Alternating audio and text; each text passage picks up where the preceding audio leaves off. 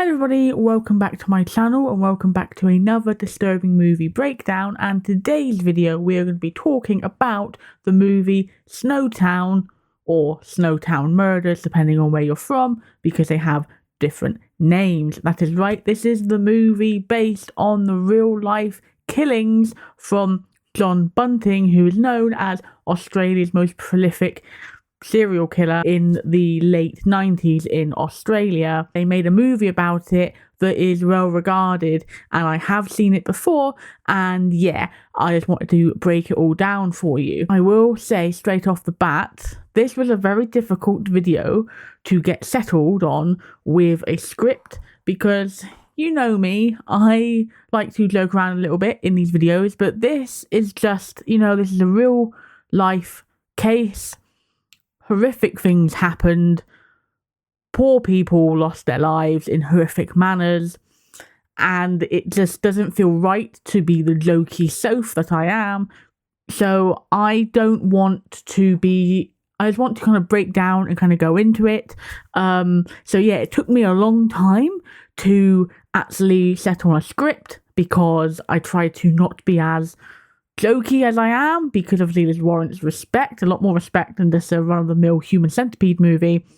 But also, I'm trying to focus this as a movie and look at the way the movie portrays these the situation, because this movie, I think, is a very good, well-produced, fantastically acted movie, and it gets the tone spot on, in my opinion. There is no glamorization of John, of his killings. It's just stark to the point. This is how it happened.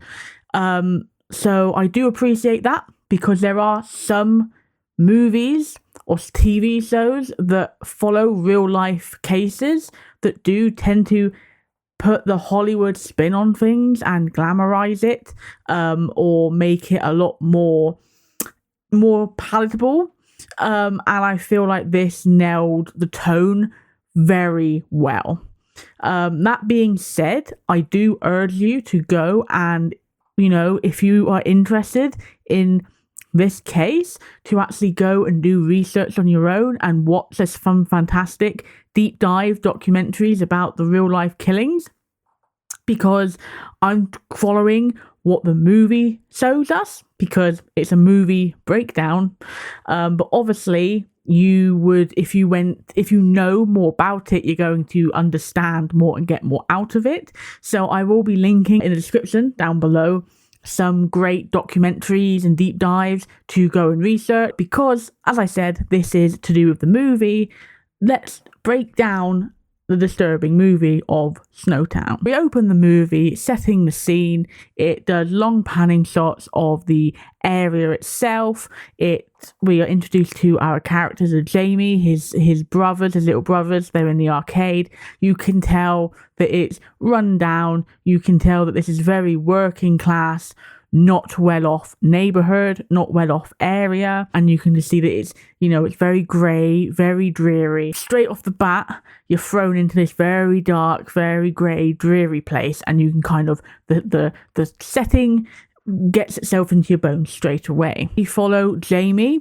He is the guy that we are seeing a lot of this movie from, and he has his two younger brothers, and he has a older half brother, and he has his mum who he lives with. They are the people that he lives with. He does have more family, which I'll get into later, but these are the people that he lives with. And one day, him and his two younger brothers are left in the care of Elizabeth, who is his mother's boyfriend at the time, Jeffrey. Now, it starts off very much they're having a bit of fun, they're having food, he's cooked them some nice spaghetti, so they're eating, they're talking. You can see that, you feel like you're at ease, you feel like it's just a family dinner, and then instantly it changes, and Jeffrey is taking naked photos of these young boys, while he himself is naked. There's a shot where he is naked and he goes and sits down and has a drink after taking these shots, and it's just right there. It's just so stark and frank, and it's just there. This is what you're dealing with. And judging by the faces and expressions of these kids, they don't want to be doing it. They're uncomfortable doing it, but it's also not it doesn't look like it's a first time. It looks like it's something that goes on and it's just like the normal for them, which is very distressing, very sad. We now have the boys there kind of watching TV, playing their video games, and in walks two new people. We have Barry, who kind of goes in and he talks to the mother, to Elizabeth, and tells her basically, what's happened. And then you have this kind of like long shot that's on Elizabeth where she's handing out food to her kids at the dinner table, and they're all saying thank you mum, they're eating, and she's just looking at them and staring at them, and you can see it like absorb into her what this person that she's left in their care has done to them, and it's very well done. It just kind of like just pans on her, very well done, and it just seeing her boys eat just triggers rage in her, and she runs off and goes over to the next door, which is where Jeffrey is, and just beats him up, screaming and shouting about what have you done to my boys. And then it cuts to them watching it happen. The police vet Jeffrey out on bail, and this is a big catalyst to kind of going forward the events of this movie, because the big story is that how no one in this area, no one in this neighborhood has any hope and respect in the justice system to do what's right. They make a big point of saying if it was a city kid, they would have been a lot more thorough and a lot more care given, as opposed to them that's kind of like thrown off to the side. And it's a very good look at how just when they feel like they're left on their own, and they probably are left on their own, let's be honest, justice systems anywhere are not the fairest and not the greatest. And it just shows like what happens when you have someone kind of put them in to the situation where you feel like they're the hope, which is where obviously John comes in later. Later one night, Jamie and the mum, the boys, wake up to a noise, and they look out the window and they kind of watch him.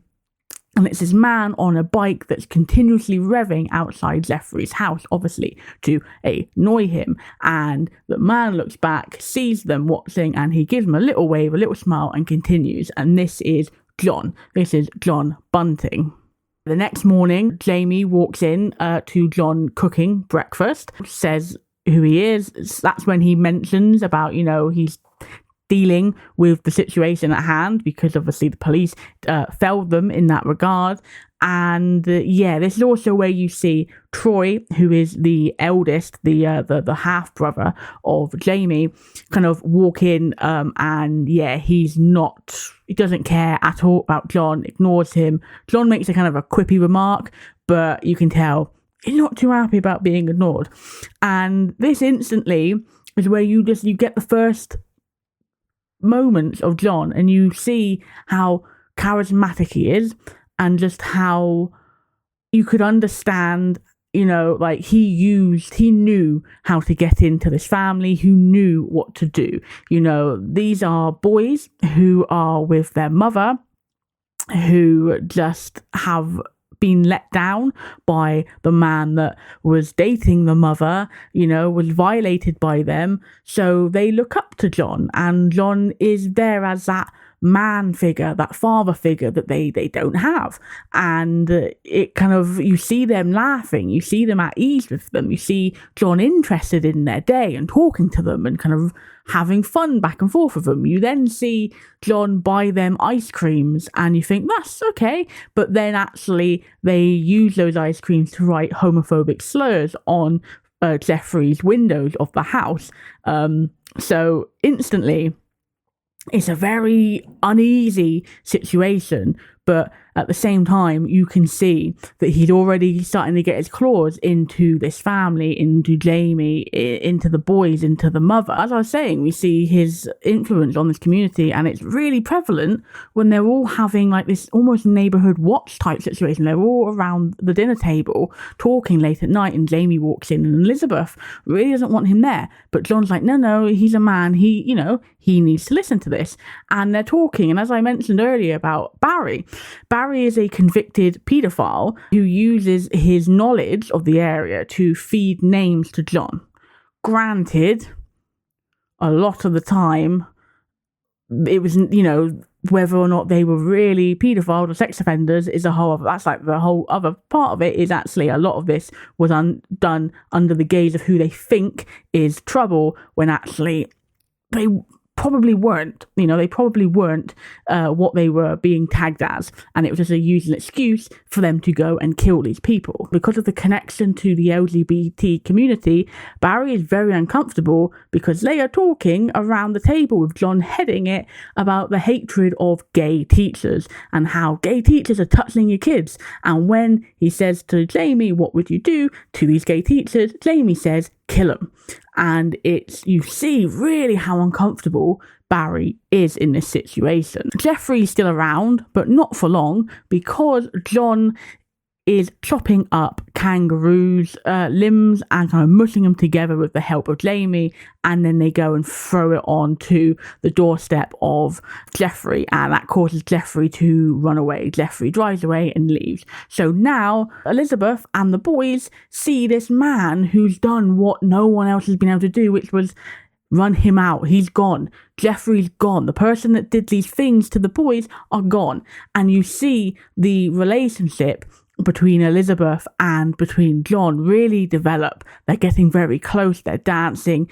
And eventually, obviously, he becomes the partner. He becomes the boyfriend to Elizabeth. But it is very interesting to see, actually, this is what happened. He did what he said he was going to do, which was handle it. So to them, he is someone that this is, he knows what he's doing. And again, I kind of understand why people get in situations.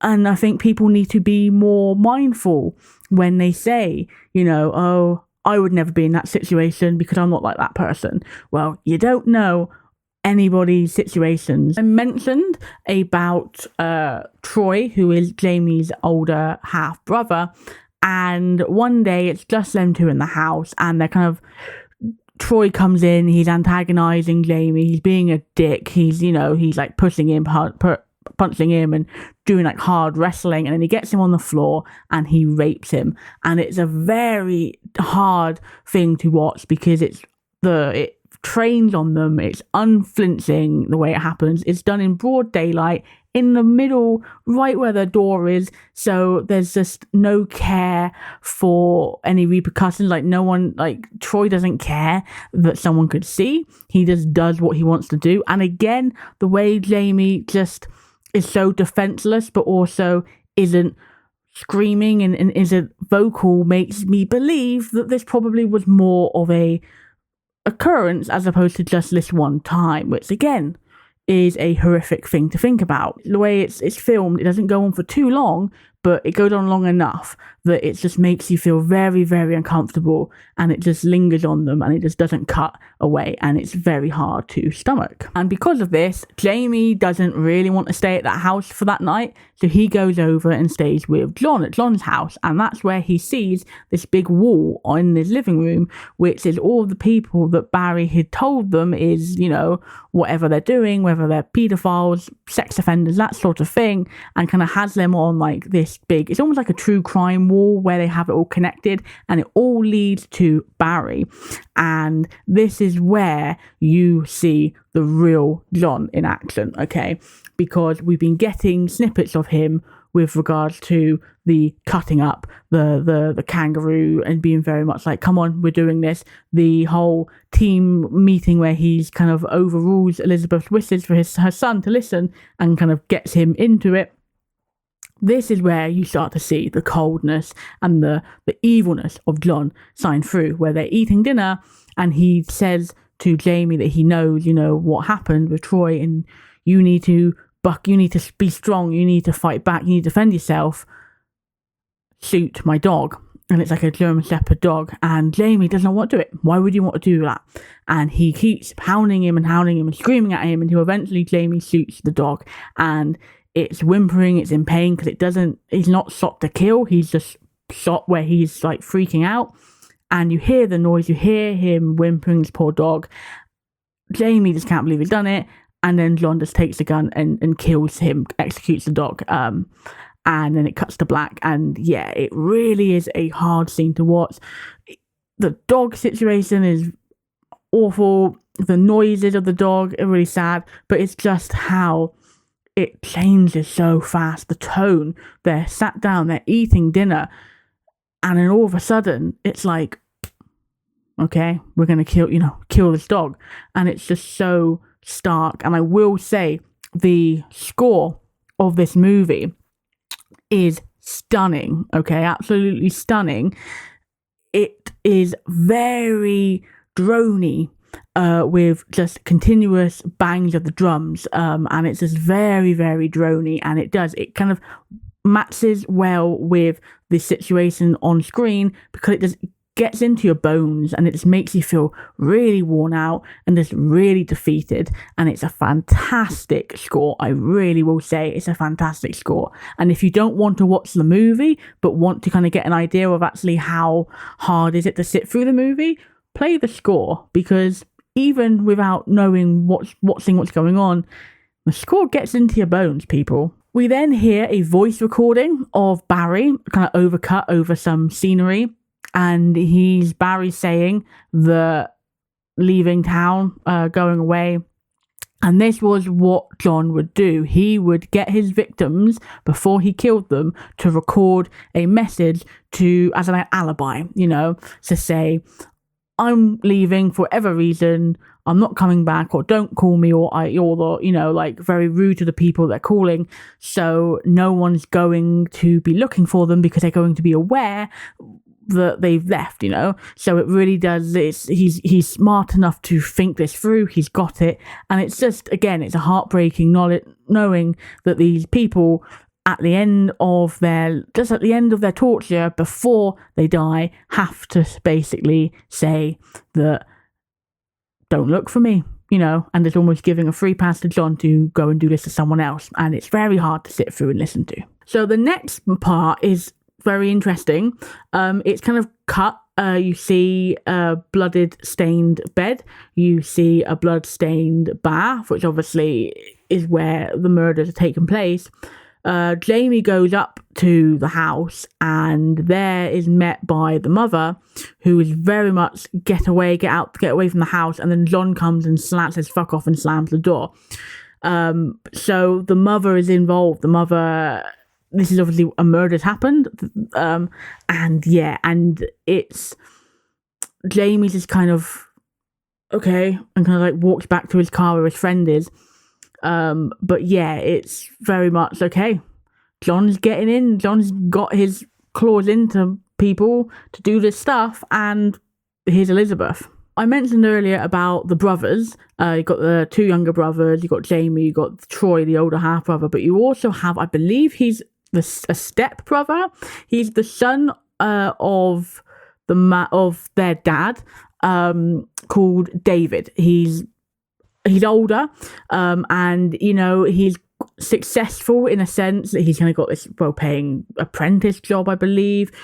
His dad's pretty successful as well for where they are, and this catches the eye of John because he doesn't like to feel people are better than him. And here you've got this kid who is wiping the rim of a glass that he's given them because it's not clean enough, and has these new trainers on, and when kind of brought to attention, kind of makes a bit of a joke about John's sandals and kind of what do you call those then? And you can see it hits a nerve with John. It really does. So yeah, David's on his radar. One night, John takes Jamie out to the outhouse, and there he finds the body of his friend Gavin, who is a drug addict, and John doesn't like drug addicts, so he killed him. And again, you're seeing, he would say that he was only going to give justice to the paedophiles. Well, you've now got someone that's not a paedophile, and it's, this is where I'm saying, it was very much used as a kind of blanket term to get people to do what he wants. That's how I believe, that's how I view it. Jamie's very upset because that's his best friend, and then he kind of hits him with the barrel, and opens the barrel and is like, look at Barry. And you don't see Barry in the barrel, but you know what's going to be in that barrel. And Jamie throws up and he kind of gets into a bit of a fight with John. He's sobbing. It's his friend. He's pushing. He's not punching, but he's kind of like pushing and shouting at him. And John tells him to go for a walk. Like, just go. And yeah, like that's really the first bit of true emotion you get out of Jamie. But Jamie's still under the influence of John. And you see that in the next scene when he is there for when Troy gets murdered. He is sleeping in the house, and John and Robert, who is kind of like his right-hand man, drag him into the bathroom, handcuff him, and torture him. And it's very hard to watch and very hard to stomach. You have pliers and they are kind of like ripping his nails out, and it's close up and it's awful. The screams, the sound of him. And Jamie goes to turn on the TV to drown it out, and he has to take a walk outside. He can't, he can't be in that house when this is happening. But eventually he does. He goes in, he's towed by John to go and have a look. And as he goes into the bathroom, they're in the middle of getting Troy to record his own tape, and he's completely just ruined. Like, he's been beaten to a pulp, and he's being strangled to an inch of his life. And then just as he's about to die, they release him so he can breathe, and then they do it all again, and it results in Jamie mercy killing Troy by getting hold of the pipe and just strangling him until he dies. And this is the point where he's just gone Jamie. He's completely desensitized, and he just does what John asks of him and tells him to do. And this includes using the names and like social security numbers of the people they've killed to go and get their money, their income. So again, this is really what it comes down to. This is what they were going for. And yeah, and you just see that he is gone. He's dead behind the eyes, and he's just doing, what he's told to do, helping out with the bodies, helping out with the murders, being an accomplice, and doing this stuff where he's pretending to be people to then get their money. Next, they are tasked with a new man who is a mentally challenged boy. He says in the car when they're watching this guy, he says to Jamie, what's his story? Jamie says that he's not well in the head, but that's it. And John just says, is anyone going to miss him? So he's already got it in his head. So again, gone out the window is his reasoning of killing paedophiles. It's now anyone that he doesn't seem as perfect to him. Someone who doesn't seem as a human to him, he's killing.